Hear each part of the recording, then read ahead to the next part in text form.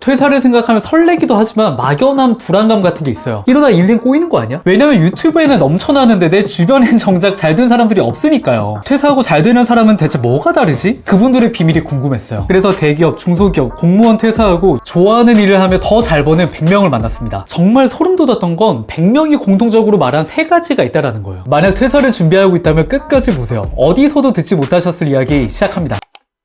여러분, 이게 포인트예요. 불안감을 겪지 않았던 사람은 없었어요. 퇴사 전에 얼마나 완벽하게 준비를 했든 간에 불안감은 모두가 겪었다는 거예요. 생각해보면 저도 퇴사 전에 어떤 걸 어떤 순서로 할지 다 정했는데 막상 나오니까 미친 듯이 불안한 거예요. 친구, 동기, 가족들은 다 출근했는데 저는 출근할 곳이 없어졌어요. 그리고 가장 중요했던 건 25일에 매달 꼬박꼬박 들어오던 월급이 사라졌다는 거예요. 그 정도는 당연히 각오한 거 아니야 라고 생각하실 수 있어요. 근데 그걸 각오를 했는데도 돈을 벌다가 못 벌게 되니까 자존감이 무슨 자유낙하하는 거예요. 30대 남자분들은 더 공감하실 수밖에 없을 거예요. 주변에는 아닌 척 하더라도 계속해서 통장 잔고가 줄어들다 보니까 소비를 줄이게 되고, 소비를 줄이다 보니까 만남을 줄이게 되고, 내 몸값을 높이기 위해선 배움에 투자하고 내 스스로한테 투자를 해야 되는데 이것까지도 망설이게 되더라고요. 근데 여기서 차이가 발생되게 됩니다. 퇴사하고 방황하는 분들은 이 불안감을 어떻게 컨트롤해야 될지 모르다 보니까 점점 불안해지고 술 먹고 늦게 일어나고로 반복하다가 급한 마음에 재취업을 하게 되더라고요. 근데 퇴사하고 오히려 잘 되고 있는 분들은 그 불안감을 가만두지 않았습니다. 불안할 때면 뭐든 했습니다. 어떻게든 그 감정을 이겨내기 위해서 몸을 움직였어요. 가장 간단하게는 낮아진 자존감을 올리기 위해서 운동을 한다던가, 내가 움직일 수밖에 없게 만들기 위해서 매월 고정비가 나가는 공유 오피스를 계약한다거나 강의를 결제해서 수습할 수밖에 없는 환경을 만들었어요. 내가 우울하든 슬럼프든 뭐 어떻든 간에 행동할 수밖에 없게 만들었던 거죠. 근데 선생님, 저는 그렇게 하면 더 불안해서 안 될 것 같은데요, 이렇게 생각하실 수 있어요. 이거는 성향이 따라 다르긴 하지만 생각해보면 저도 그렇게 극복을 했더라고요. 불안감이라는 게 시간, 장소 따지지 않고 찾아오거든요. 그러다 보니까 매일 아침 러닝을 시작을 했고요. 강의나 세미나를 결제해서 내가 돈이 아까워서 들을 수밖에 없게 뭔가 인풋을 넣을 수밖에 없는 환경을 만들기 시작했습니다. 제가 이렇게 할 수 있었던 건 한 가지 깨달음 덕분이었습니다. 내가 가치 있는 일을 하든 아무것도 하지 않든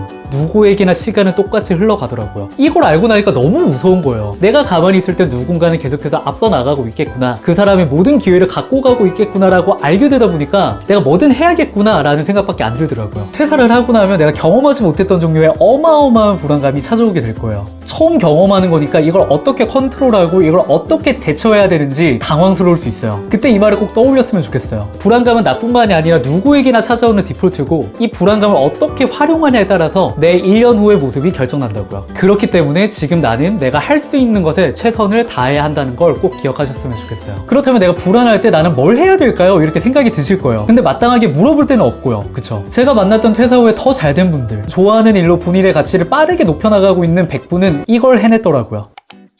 제가 만났던 100분 중에 계획적으로 퇴사를 하신 분들도 있지만 무계획으로 퇴사를 저지른 분들도 있었어요. 근데 어쨌든 간에 공통적으로 말했던 건 회사 밖에서 살아남기 위해선 뾰족한 한 가지를 가져야 된다는 거였어요. 그리고 그걸 만들기 위해선 절대적인 시간이 필요하다는 거였습니다. 회사를 다니고 계신 분들은 아마 공감할 거예요. 일반적으로 회사에선 스페셜리스트보다 제너러스한 인재들이 많잖아요. 다시 말해서 그렇게 뾰족한 능력이 없더라도 회사 생활하는 건 아무런 문제가 없다는 거예요. 그래서 사실 제가 직장인이었을 때는 내 경쟁력을 높이기 위해서 퇴근한 다음에 뭔가를 한다거나 주말에 세미나를 듣는다거나 뭐 이런 생각들을 못했던 것 같아요. 그렇게 하든 안 하든 시키는 것만 해도 월급은 따박따박 나왔으니까요. 안 한다고 내가 갑자기 회사에서 잘리는 게 아니니까. 근데 회사의 명함을 내려놓고 퇴사한 다음에 내가 홀로 서기를 하기 위해서는 내가 가진 능력 중에서 최소 한 가지는 뾰족하게 만들어야 된다는 걸 알게 됐어요. 제가 지금까지 만났던 100분 모두 이걸 뼈저리게 느꼈다고 합니다. 회사 명함을 내려놨는데 내가 아무런 준비가 되어 있지 않다 보니까 할 수 있는 게 없다는 걸 알게 된 거예요. 그럼 선생님, 뾰족한 게 없으면 지금 퇴사하면 안 되나요? 라고 여러분들이 생각하실 거예요. 제가 말씀드리고 싶은 건 이겁니다. 퇴사 후에 제가 경험하고 100분을 만나면서 알게 된 건 회사 안에서 준비가 됐거나 회사 밖에서 준비할 각오가 되어 있어야 한다는 거예요. 제가 만났던 분들의 공통점은 퇴사 전이든 후든 본인만의 뾰족한 한 가지를 만들기 위해서 투자했던 절대적인 시간이 있다는 거예요. 수십 번의 시행착오를 겪었다는 겁니다. 퇴사 후에 스마트 스토어를 시작해서 처음으로 순수익 100만 원을 만들기까지 1년이 걸린 분도 있었고요. 퇴사 후에 카페를 창업하고 망했지만 마케터였던 본인의 직무를 살려서 마케팅 대행사를 차리신 분도 있고요. 퇴사 전에 본인의 취미를 주제로 유튜브와 인스타에서 브랜딩을 하면서 본인의 가치를 높여갔던 분도 있습니다. 개인마다 겪었던 시행착오가 다르다 보니까 걸린 시간도 다르지만 결국에 한 가지를 개발한 덕분에 지금은 내가 원하는 일로, 내가 선택한 일로 더 잘 벌고 내가 주체가 되는 삶을 만들어 가고 있었어요. 이분들이 강조했던 건 한 가지였어요. 나를 대표하는 한 가지 원띵을 찾고 그 실력을 키워나가야 된다고요. 원띵 책에서는 이런 내용이 나옵니다. 내 목표를 이루기 위해서 이것저것 한 번에 다 하는 게 아니라 내 모든 문제를 해결해 줄 수 있는 한 가지를 찾고 거기에 몰입을 해야 된다고요. 그렇게 되면 모든 문제가 해결되게 될 거라는 내용이 나옵니다. 생각해보면 우리가 이미 알고 있는 빠르게 몸값을 높여나가고 있는 MZ분들 역시도 본인만의 원띵을 갖고 있었어요. 드로우앤드루님은 인스타그램 퍼스널 브랜딩, 주원규님은 유튜브로 돈 버는 법. 근데 사실 이런 분들은 너무 넘사잖아요. 그쵸? 그래서 저는 어떻게 하고 있는지 말씀을 드리면, 저는 입사하기 전에 개인 유튜브를 키웠었고요. 그리고 입사한 다음에는 회사 채널을 브랜딩하고 운영을 했어요. 그러다 보니까 유튜브 퍼스널 브랜딩 이 분야에서 어느 정도 노하우와 지식이 있는 상황이었던 거죠. 근데 퇴사한 다음에 회사 밖에서 이걸 업으로 삼기 위해서는 실력을 더 키워야 되고 그 실력을 증명해야 된다는 걸 느끼게 됐어요. 그래서 퇴사 후 0명부터 다시 커밍손을 브랜딩하면서 실력을 키워가기 시작했어요. 저한테는 퍼스널 브랜딩을 위한 유튜브 컨텐츠가 원띵이었던 거죠. 그렇게 커밍손 채널이 방향성 있게 커나가다 보니까 실력에 대한 증명이 되기 시작했고, 감사하게도 많은 제안들이 들어오게 되더라고요.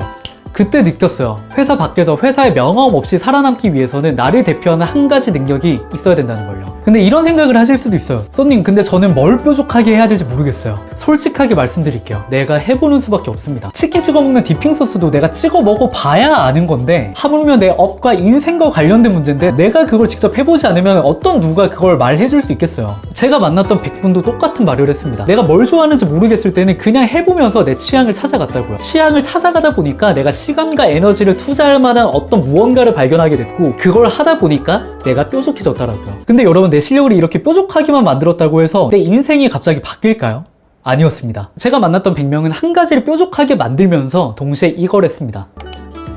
퇴사를 하게 되면 결국에 회사 밖에서 일을 해야 된다는 거잖아요. 근데 아무리 내가 실력을 뾰족하게 만들었다고 하더라도 아무도 나를 모르는데 나한테 기회가 찾아올까요? 하루에도 수만 개의 콘텐츠들이 쏟아지는데 내가 내 스스로를 PR하지 않으면 나는 발견될 수가 없어요. 다른 사람들한테 발견이 돼야 나한테 어떤 기회와 제안이 찾아오는데 그럴 수가 없다라는 거예요. 그래도 묵묵하게 내 실력을 쌓아가면 언젠가는 기회를 오지 않을까? 퇴사한 지 1년 10개월이 지나면서 알게 된 건, 그런 일은 평범한 나한테 일어나지 않는다는 거였어요. 제가 만났던 100분도 마찬가지였어요. 퇴사한 다음에 인맥도 나한테 일을 줄 사람도 없다 보니까 맨땅에 헤딩하듯이 그냥 시작을 했던 거죠. 근데 여기서 또 한 번의 차이가 발생되게 됩니다. 퇴사한 다음에 빠르게 본인의 몸값을 높여나가고 있는 사람들은 실력을 뾰족하게 만들어 나감과 동시에 본인을 유튜브, SNS에서 퍼뜨렸다는 거예요. 좀 더 구체적으로 말하면 뾰족하게 본인의 어떤 한 가지를 정했잖아요. 이것과 관련된 정보와 노하우를 컨텐츠에 담아서 내가 뭐 하는 사람인지, 내가 어떤 문제를 해결해 줄 수 있는 사람인지를 퍼뜨렸다는 거예요. 예를 들어서 내가 어떤 문제를 해결해 줄 수 있는 능력이 있어요. 근데 그 사실을 아는 사람이 내 주변에 10명 남짓한 지인들밖에 없다라고 한다면 내가 안정적으로 돈을 벌 수 있을까요? 어떠한 기회가 찾아올 수 있을까요? 사실상 쉽지 않을 거예요. 근데 내가 특정 문제를 해결해 줄 수 있다는 걸 100명, 1000명 그 사람들한테 알리게 되면 어떻게 될까요? 그렇게 된다면 사실 돈을 벌기 위해서 회사에 들어갈 필요가 없을 거예요. 사람들은 회사가 아니라 나를 보고 나한테 어떤 요청을 하는 거니까요. 그렇게 그 사람들의 문제를 해결해 주면은 내가 갖고 있는 어떠한 가치를 제공을 한 거잖아요. 그에 대한 대가로 나는 수익이 발생되게 되는 거예요. 다시 말해서 내가 선택한 일로 내가 주체적으로 돈을 벌 수 있게 바뀐다는 거죠. 퇴사한 다음에 빠르게 본인의 가치를 높여나가고 있는 분들은 콘텐츠를 통해서 본인을 PR하고 있었습니다. 콘텐츠에 본인의 경험을 담아서 누군가의 문제를 해결해주고, 해결해주면 어떻게 되나요? 신뢰가 쌓이겠죠. 그 신뢰가 쌓이게 되다 보니까 비슷한 문제가 또다시 발생됐을 때, 아니면 주변 지인들이 그런 문제를 겪고 있을 때 나를 추천해주게 되는 거죠. 그렇게 입소문이 나고 내 가치는 높아질 수밖에 없는 거죠. 그렇게 나를 필요로 할 가능성이 있는 사람들을 유튜브에서는 구독자라고 부르고요, 인스타에서는 팔로우라고 부릅니다. 이해가 되시죠, 여러분? 근데 여러분, 소름 돋았던 건 저도 그렇게 했다라는 거예요. 제가 퇴사한 다음에 하고 싶었던 건 유튜브와 퍼스널 브랜딩에 대한 고민이 있는 분들의 문제를 해결해주고 싶었어요. 방향성은 명확했고 노하우도 분명했어요. 근데 문제는 뭐였냐면, 내가 이런 능력이 있는 사람이라는 걸, 내가 이런 문제를 해결해줄 수 있는 사람이라는 걸 아는 게 내 지인밖에 없다라는 거였어요. 그럼 사실 내가 돈을 벌기 어려울 수밖에 없단 말이죠. 나는 유튜브에서 브랜딩을 하기 원하는 사람을 도울 수 있는데 그 문제를 나한테서 해결하기를 원하는 사람은 한정적인 거니까요.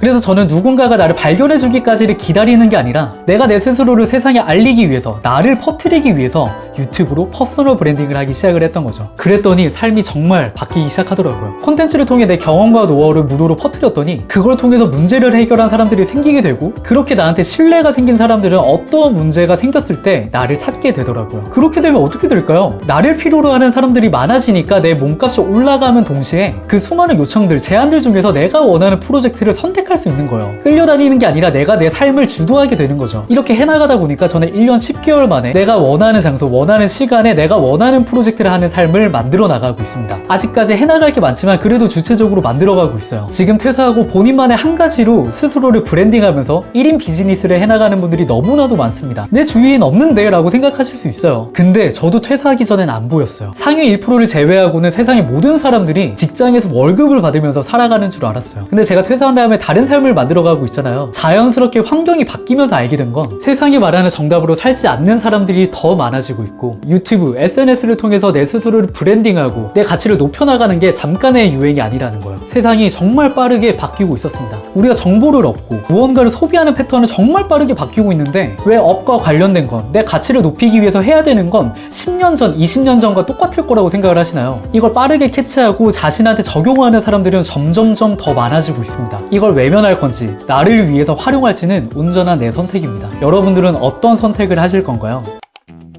퇴사하고 앞서 나가는 100명을 만나고 알게 된 혼자만 알기 아까운 3가지를 정리해서 공유드렸습니다. 하지만 오해하지 않았으면 좋겠는 건 여기까지 보신 분들은 느끼셨겠지만 오늘의 컨텐츠가 퇴사를 해야 된다, 하지 말아야 된다가 중점이 아니었어요. 우리가 지금 직면해야 될 한 가지는 더 이상 회사가 우리를 책임져주지 않는 세상에 살아가야 된다는 거예요. 저희 아버지만 해도 공기업을 다니시면서 30년 정년퇴임을 하셨어요. 근데 지금은 40대에도 희망퇴직을 받고요. 대기업은 공채를 줄여나가고 있습니다. 빠르게 세상이 바뀌고 있어요. 여러분들도 아마 느끼고 계시겠지만 이제는 회사에 안주하는 게 아니라 내가 내 능력으로 내 인생을 책임져야 되는 시대가 빠르게 오고 있습니다. 그런 시대에서 내가 앞서 나가기 위해서, 내가 살아남기 위해서는 회사 안에서든 밖에서든 나를 책임질 수 있는 뾰족한 한 가지를 준비해야 된다는 거였어요. 그 한 가지를 키우기 위해서 우리는 전력 질주를 해야 되고요. 그리고 그 키운 한 가지를 더 많은 사람들한테 퍼뜨려야 됩니다. 내가 이런 능력이 있다, 이런 문제를 해결해 줄 수 있다, 나는 이런 경험이 있다, 이거를 콘텐츠에 담아서 더 많은 사람들에게 퍼뜨려 나가야 되는 거예요. 그렇게 되면 어떻게 될까요? 내가 어떤 회사를 다니든, 회사를 다니고 있던, 회사를 다니고 있지 않던 나를 필요로 하는 사람들은 더 많아질 거고요. 그 과정에서 나는 대체 불가한 브랜드가 될 수 있습니다. 그렇게 내가 내 인생을 주체적으로 만들어갈 수 있게 되는 거죠. 선택은